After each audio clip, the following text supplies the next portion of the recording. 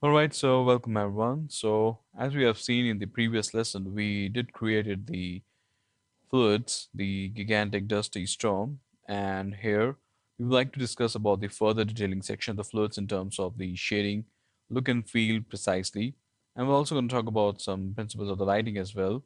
So let's get started with that one. So I'm at frame 46 and you could see that now the fluids are being looking quite good, but obviously they're not going to catch up with the like look and feel in terms of the look and feel, like the shading and the lighting. Of course, this is quite a flat kind of the fluids, highly contrast, so we're not going to accept that.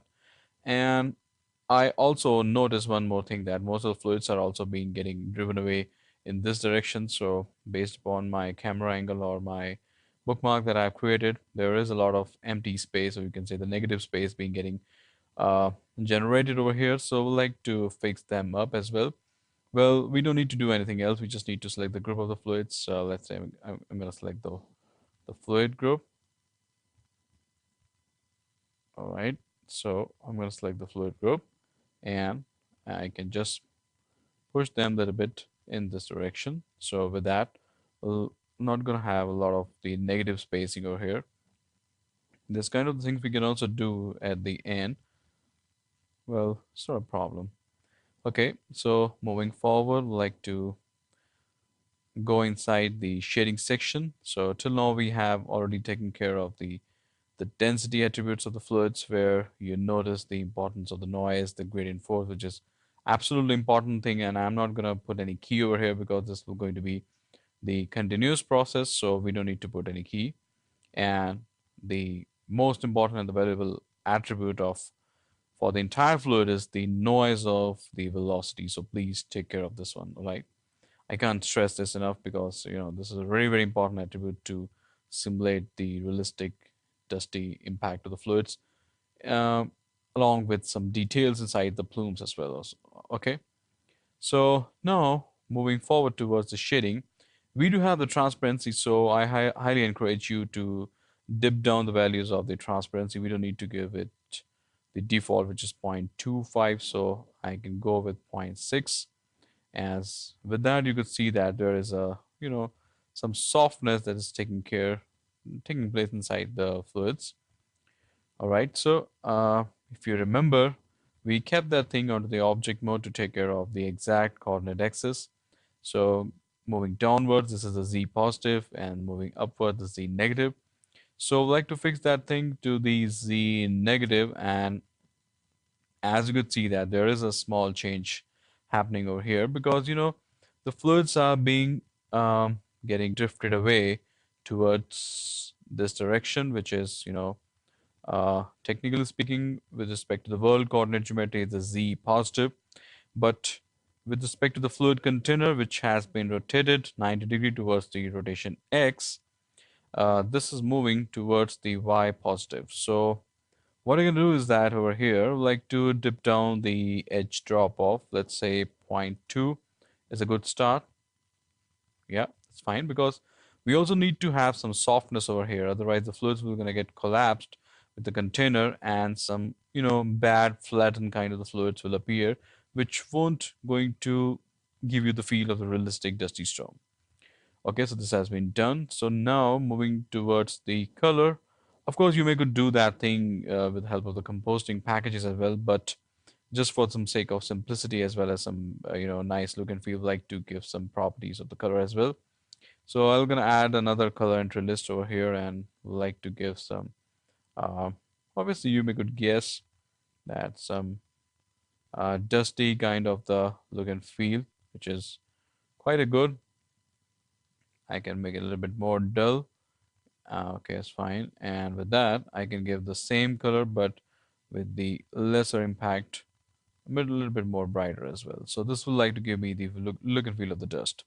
And of course, we could do one more thing, which is, you can set the color input mode to the Z gradient instead of that. So we may could also expect some, little bit darker feel at the bottom, and a little bit more lighter feel in the upward directions, because you may could expect that the sunlight will going to fall upon the upper section of the dusty storm, so that it will be a little bit more brighter. But this again, I'd like to leave it up to you, your artistic decisions. So you can play with the shading as long as you want.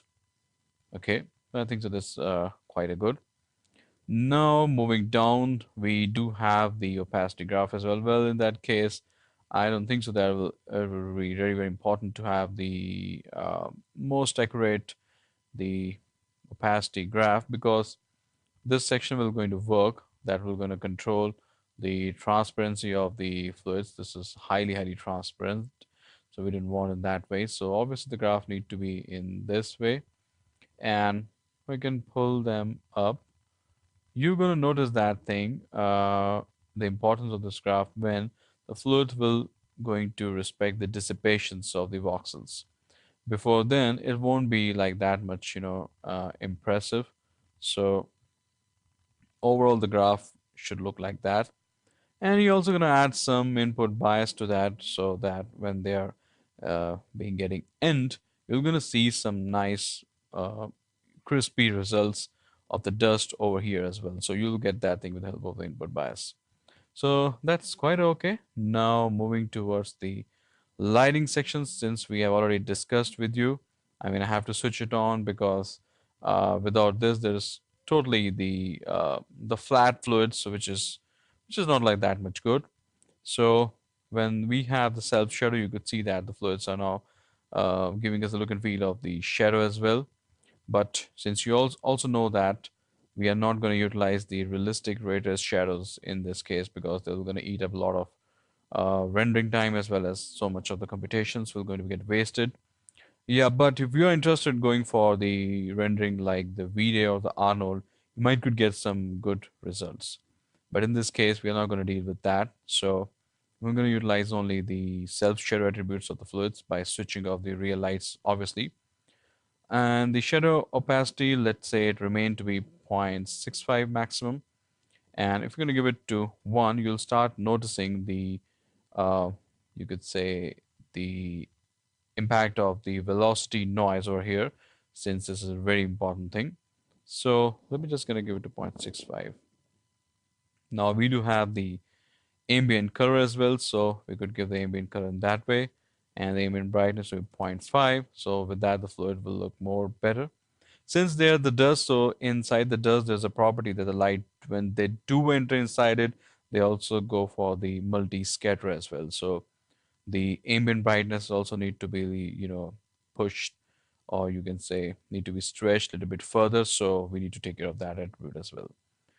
For the directional light, since we have rotated the fluid container, so it might gonna dump you. So be careful with that.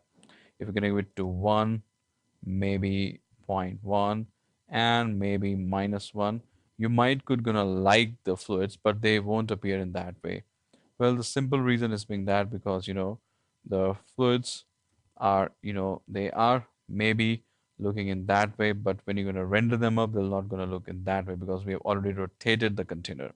So I'll give you the exact setting in the next lesson, that how do we going to tackle this problem. But till now, I hope so that you must have um, got the solutions of the shading of the fluids with respect to the color as well. We'd like to show you the play blast of this fluids, and then I'm gonna fix up some more issues. I'm sure that we haven't tweaked the value of the buoyancy, which is still 1. I think so that it will still gonna show me some fast moving fluids. So I will gonna end up finally with the values of zero point 0.5. Okay. So what we're gonna do, that we'll take that thing forward to the next lesson, and then we're gonna show you the play blast. All right. So see you guys in the next lesson.